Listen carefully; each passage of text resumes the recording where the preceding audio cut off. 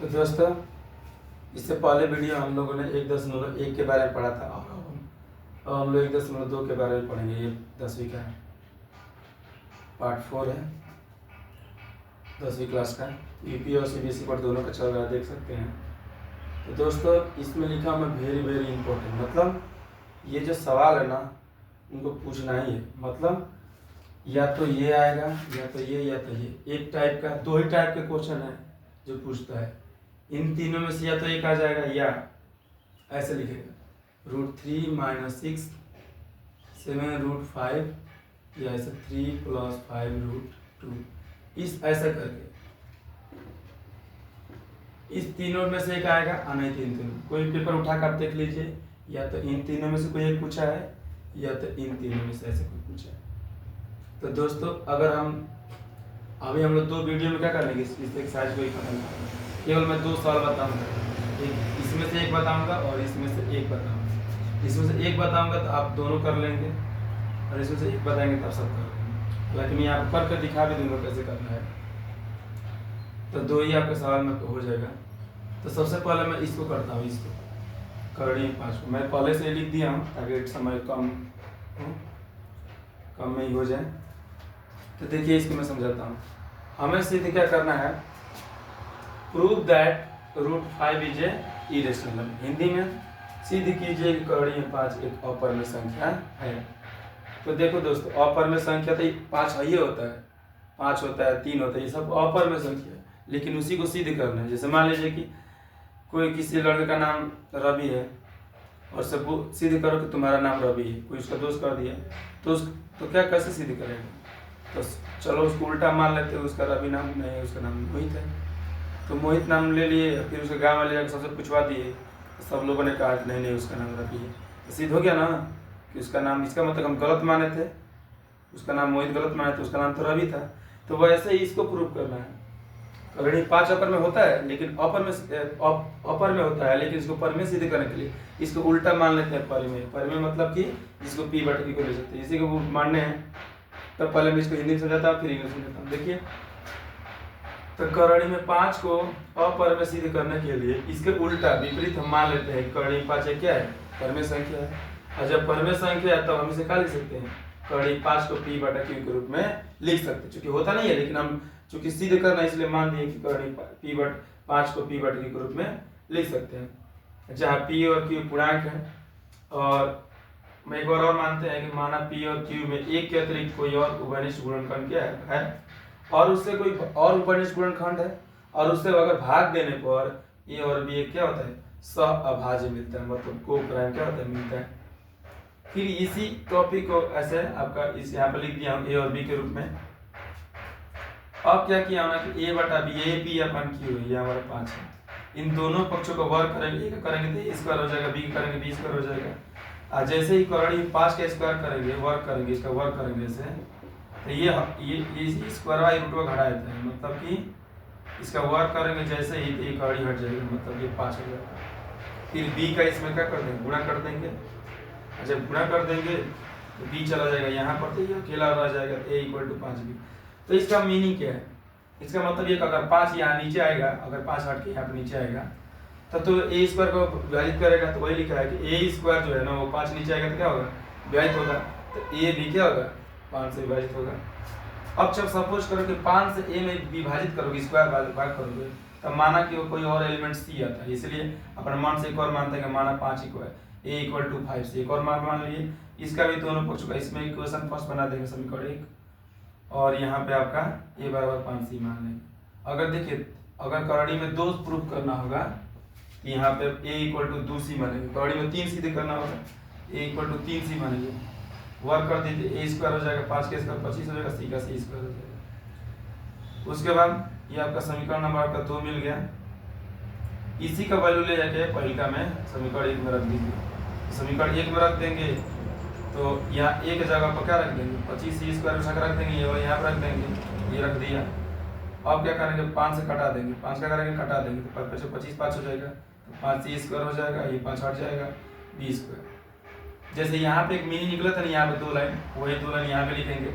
अगर 5 नीचे जाएगा तो आप देखोगे कि विभाजित करेगा तो बी स्क्वायर 5 से विभाजित होगा, तो बी भी 5 से विभाजित होगा। लेकिन ऐसे कैसे हो सकता है? ये इसका मतलब यहीं पे हमारा क्या हो गया, कंट्राडिक्शन लग गया। इसका मतलब ये है कि 5 ए और बी में कम से कम 5 एक उभयनिष्ठ है। उभयनिष्ठ मतलब क्या, अनिष्टता का विरोध करता है कि ए और बी एक अभाज्य है। तो यह जो विरोधाभास है, जो गलतियां हुई हैं सब, कि 5 गुणा में भी आ रहा है और 5 यहाँ भाग में भी आ रहा है, ये गलतियाँ क्यों हुई है? क्योंकि हमारे गलत अवधारणा, हमको तो अपर में था लेकिन उल्टा माने थे ना, हम लोग उसके परि में माने थे, उसी की वजह से ये हमारा गलत हुआ है। अतः हम निष्कर्ष निकालते हैं कि ये क्या है, जो कर्णीय 5 है वह एक अपरिमेय संख्या है। उसी प्रकार अब आते हैं इंग्लिश में, तो हमें प्रूव करना है कि 5 इज इरेशनल। इरेशनल तो अपरिमेय।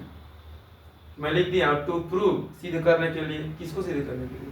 √5 को इरेशनल सिद्ध करने के लिए भी मैंने हम लेट मान लेते हैं, इट्स कंट्रारी, इसके उल्टा, इसके विपरीत मान लेते हैं दैट की √5 इज ए रेशनल नंबर। जो काम यहाँ किए वही काम यहाँ भी कर दिए, उसको उल्टा मान लिए। तब हम इसे लिख सकते हैं, क्या लिख सकते हैं जी, √5 इक्वल टू p/q। और जहाँ p और q आपका क्या है, इंटीजर है, q डॉट इक्वल टू 0। और p और q में कॉमन फैक्टर रेदर देन 1 है, यही जो लिखा है हिंदी में इसमें वही, उसके अलावा एक है। आल्सो मानते हैं कि a और b आर को प्राइम। जब इसे डिवाइड कर दो p और q में तो को प्राइम मिलेगा, ये आपका। इसको a अपन b में लिख देते हैं, इन दोनों का स्क्वायर करेंगे तो a स्क्वायर हो जाएगा, b स्क्वायर हो जाएगा, 5 b का मल्टीप्लाई कर देंगे, b स्क्वायर हो जाएगा। इक्वेशन फर्स्ट बना देंगे और ये 5 नीचे जाएगा तो ये स्टेटमेंट लिखेंगे कि a square is divided by 5। तो हमारा a भी किससे होगा, 5 से डिवाइड होगा। फिर a इक्वल टू 5 से मान लिए और लेट कर लिए, उसके बाद फिर स्क्वायर कर दिए, a स्क्वायर हो गया, लिखेंगे बोर्ड साइड स्क्वायर करने पर 5 का 25 सी स्क्वायर हो जाएगा। वैल्यू पुट इस a स्क्वायर का जो वैल्यू है पूरा ये वाला वैल्यू उठा के यहाँ पे रख देंगे, यहाँ पे रख देंगे तो ये आपका हो जाएगा 25 सी स्क्वायर, 5 से कटा दीजिए, यहाँ पर कट जाएगा, ये हो जाएगा आपका 5 सी स्क्वायर, ये 5 हट जाएगा, 20 स्क्वायर हो जाएगा। फिर यहाँ वही बात ली, जो यहाँ पर लाइन लिखे तो वही लाइन यहाँ लिखेंगे कि जो 20 स्क्वायर वो 5 से डिवाइड होगा तो b भी 5 से डिवाइड होगा। ये इम्प्लाइज दैट, ये बताता है कि a और b, इसका मतलब ये है कि a और b के पास कॉमन है, 5 कॉमन है। एंड लेकिन ये हमारा कंट्राडिक्शन है कि हम तो मानते थे कि ये को प्राइम है, ये कंट्राडिक्शन हो गया। अतः 5 क्या है, can not be written as p/q, लेकिन उसको रेशनल नंबर के फॉर्म में नहीं लिख सकते हैं। यह कंट्राडिक्शन इसलिए राजी हुआ, उत्पन्न हुआ क्योंकि हम गलत क्या किए, एज्यूम्पशन किए थे, माने थे, इसलिए हम कंक्लूड करते हैं, निष्कर्ष निकालते हैं कि 5 इज क्या है, √5 इज इरेशनल नंबर। तो कुछ भी कीजिएगा, सारे बच्चे इसको तो पहले तैयार कर लेते हैं, नहीं इस टाइप के क्वेश्चन को जरूर तैयार कर लेते हैं, क्योंकि आपका कभी कभी 5 नंबर में, कभी कभी 3 नंबर, दोनों में पूछता है। अब हम बात करेंगे इन दोनों के बारे में। तो पहले इसको मैं नोट करने दे रहा हूँ, इसको नोट कर लीजिए।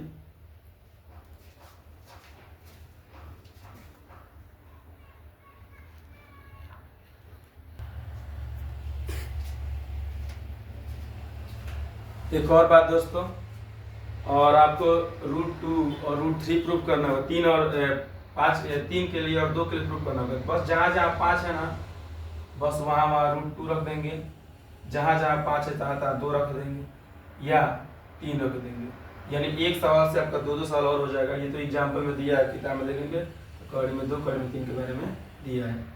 तो बस वही करना है कि जहाँ जहाँ 5 है वहाँ 2 या 3 रख देंगे, पूरा लास्ट का सारा वही रहेगा और कुछ बदलाव होगा नहीं। चलिए जल्दी से इसको नोट कर लीजिए।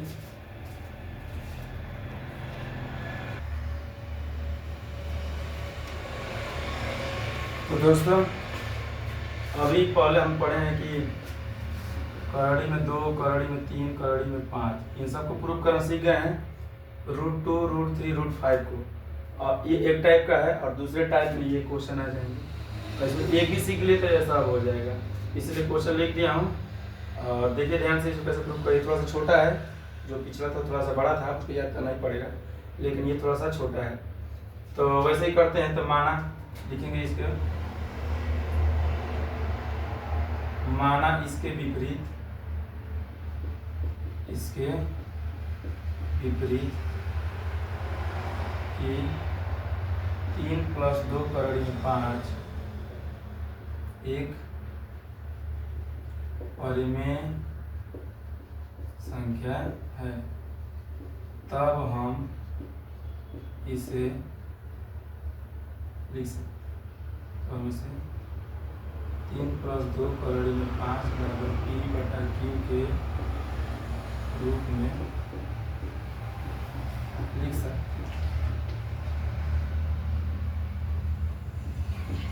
ठीक है दोस्तों, जहाँ P और Q लिख सकते हैं सभाज्य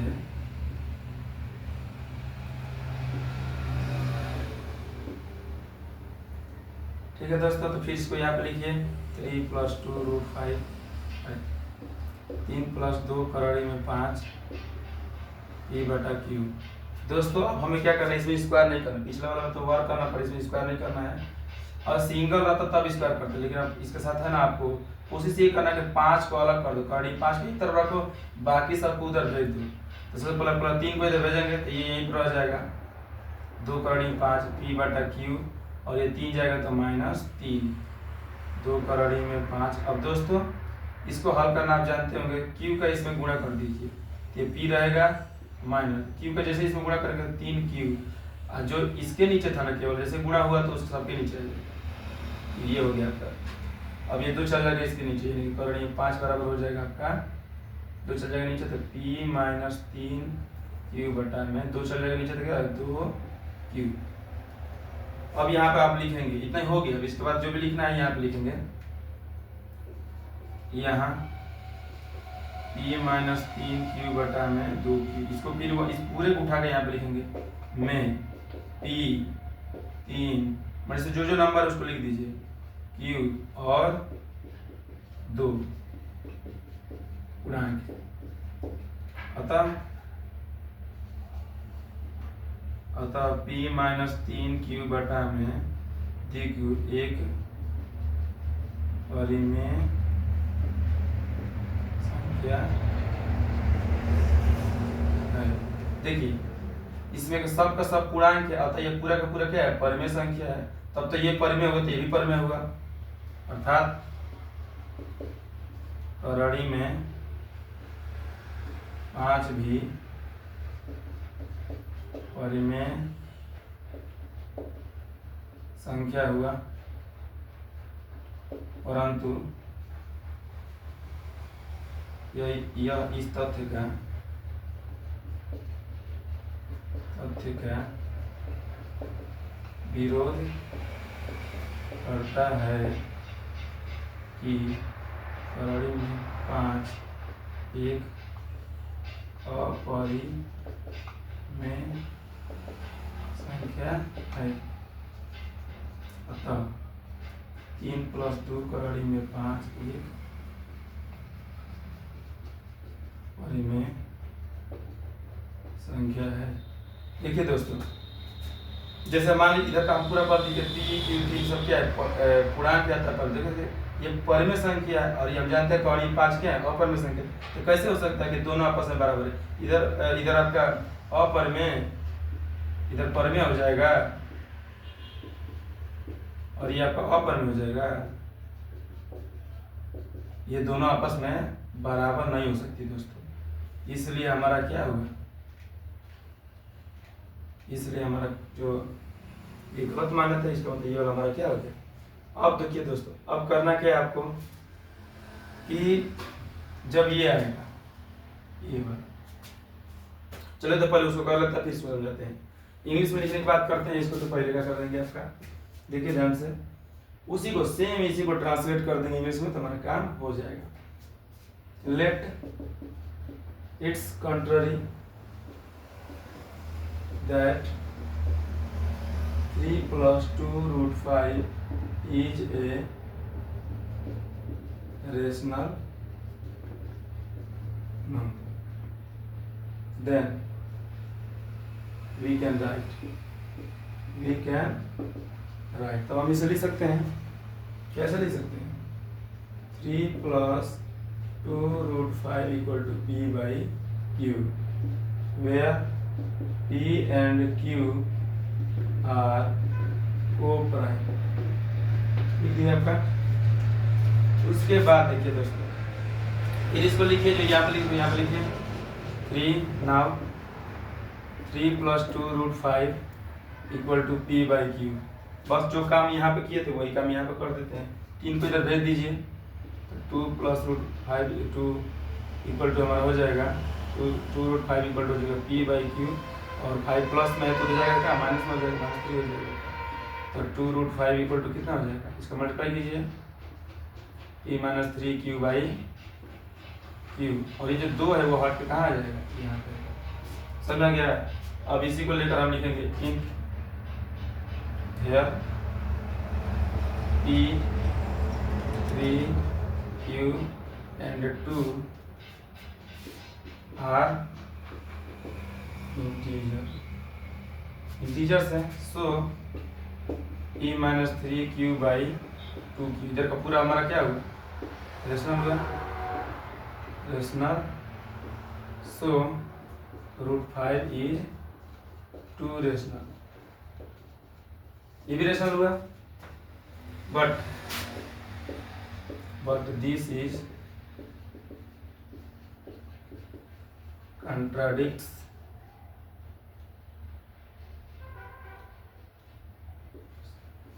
the fact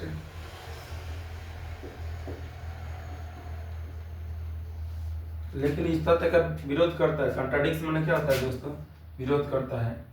क्या विरोध करता है कि √5 is a